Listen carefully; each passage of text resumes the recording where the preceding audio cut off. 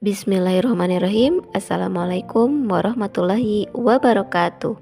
Semangat pagi anak-anak.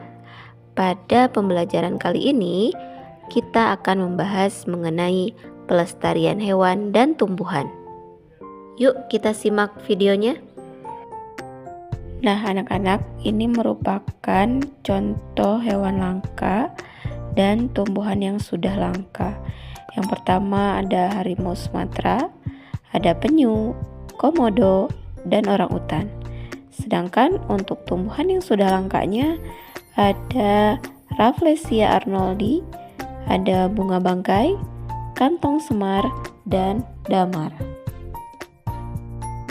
Adapun penyebab kepunahan hewan dan tumbuhan, yang pertama adanya pemburuan liar, yang kedua perdagangan liar, yang ketiga penebangan liar, yang keempat kebakaran hutan, yang kelima pembangunan pemukiman, dan yang keenam dianggap sebagai hama.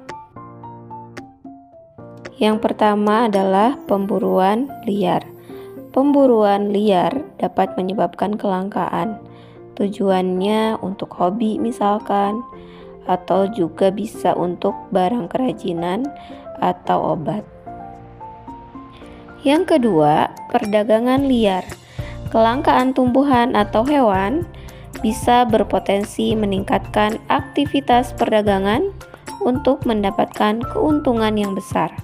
Hal ini menjadi ancaman serius bagi kelestarian fauna dan flora. Yang ketiga, penebangan liar. Penebangan liar ini bisa menjadikan habitat hewan dan tumbuhan rusak dan terganggu. Yang keempat, kebakaran hutan. Kebakaran hutan ini dapat terjadi secara alami atau ulah manusia yang menyebabkan tumbuhan langka terbakar dan hewan kehilangan habitatnya. Yang kelima, pembangunan pemukiman. Semakin bertambah jumlah penduduk, menyebabkan semakin tinggi kebutuhan tempat tinggal. Akibatnya, manusia membuka hutan sebagai lahan pemukiman sehingga hewan dan tumbuhan terusik habitatnya.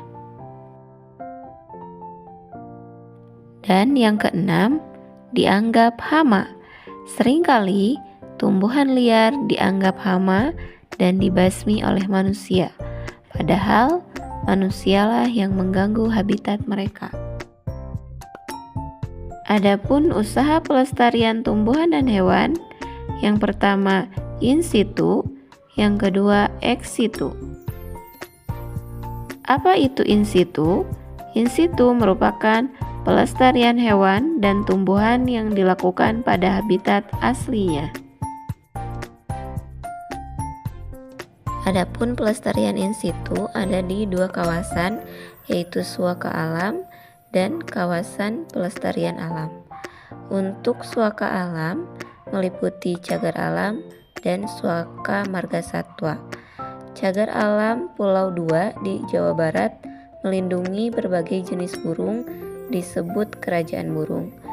Dan untuk Suaka Margasatwa di Pulau Komodo, Nusa Tenggara Timur, Suaka Margasatwa Kutai di Kalimantan Timur yang melindungi orangutan dan rusa.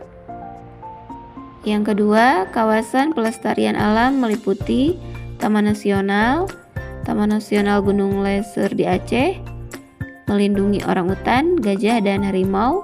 Kemudian yang kedua, Taman Hutan Raya ada di Kebun Raya Bogor, dan yang ketiga, Taman Wisata Alam. Usaha pelestarian yang kedua adalah ex situ.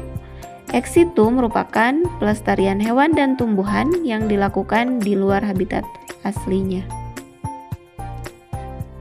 Pelestarian secara ex situ bisa dilakukan dengan rehabilitasi, penangkaran, dan budidaya tumbuhan. Rehabilitasi di sini jika hewan yang pernah ditangkap atau lahir bukan di habitat aslinya direhabilitasi dan kemudian dilepas di habitat aslinya. Nah, kemudian penangkaran bisa contohnya di Tanjung Puting yang penangkaran orangutan atau penangkaran buaya di Papua. Nah, Untuk budidaya tumbuhan itu dilakukan di kebun botani, tempat pembudidayaan. Dilakukan untuk perkembangbiakan, penelitian, dan tempat rekreasi.